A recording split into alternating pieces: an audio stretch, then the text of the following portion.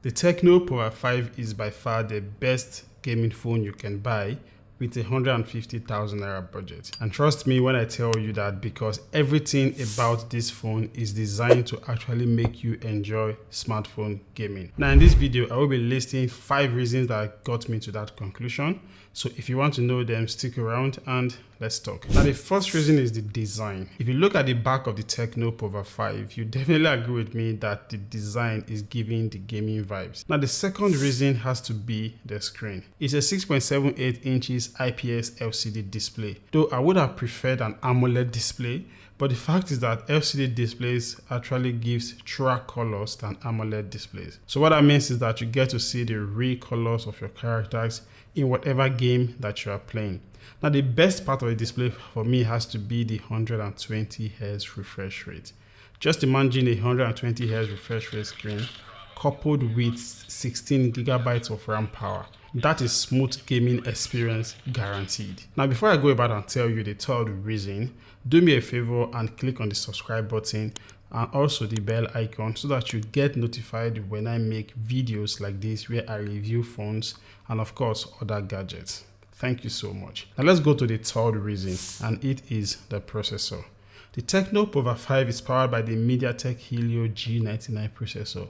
And trust me when I say this is like the best processor you can get on any gaming device at this price point. For Call of Duty Mobile, we're able to play consistently with no hiccups or stoppages at medium graphics and high frame rate for long hours without experiencing any kind of stoppages. While for Mobile Legends, we were able to play for long hours with ultra graphics and high frame rate. Now let's go to the fourth reason, and that is the battery. The Tecno Pova 5 comes with not a 5000 mAh but a 6000 mAh battery.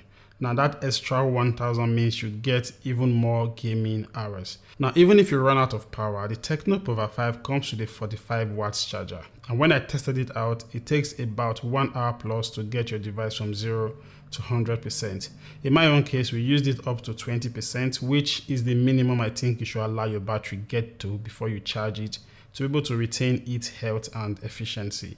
And it took me about 50 minutes to get it from that 20% back to 100%. Now let me go to the fifth one, which for me is the best among all the things that makes the Tecno Pova 5 a gaming device. And that is the fact that it comes pre-installed with an application called GameSpace. Now when you tap and open GameSpace, it helps to load all the games that you have downloaded on this phone.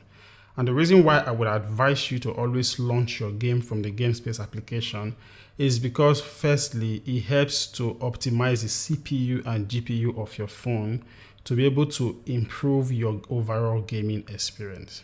And secondly, you can be able to tweak 1 or 2 settings. For example, you can turn off notifications if you don't want to be distracted. You can even turn off calls completely. Though personally, I feel that is a bit extreme, but honestly, it's your preference. If you don't want to be distracted in any way, then you have a settings for that. So you can see all of these 5 things I have mentioned are all the specifications that this phone comes with. And you can see they are all designed towards helping you have a fantastic gaming experience. Now the truth is that even though the Tecno Pova 5 is being marketed as a gaming device, it comes with cameras, and honestly the cameras are not that bad. It comes with a 50 megapixel main camera along with an AI camera, while the selfie is an 8 megapixel sensor. I did try to take some pictures over the last few days with these cameras.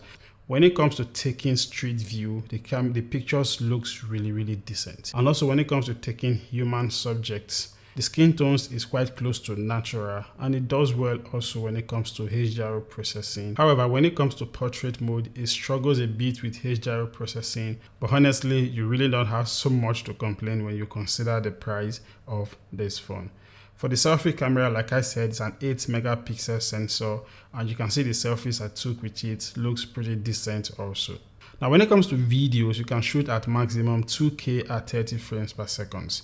No form of stabilization. Of course, you will not be expecting anything with this price point. But if you need a bit of software stabilization, you want to take it down to 1080p at 30 frames per second. Okay, how good is it? This is the front-facing camera of the Tecno Pova 5. These are 2K, 30 frames per second.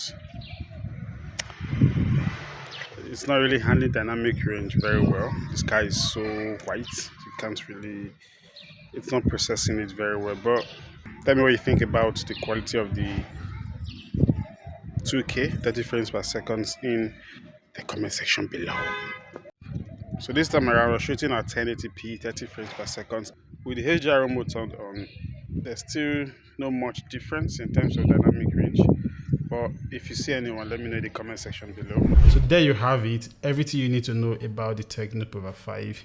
Tell me what you think about this device in the comment section below. Would you be buying it, or do you know of any other gaming smartphone within the 150k price point that is a bit better than the Tecno Pova 5? Let me know all your thoughts in the comment section below, and I guess that's it. I'll see you in my next video.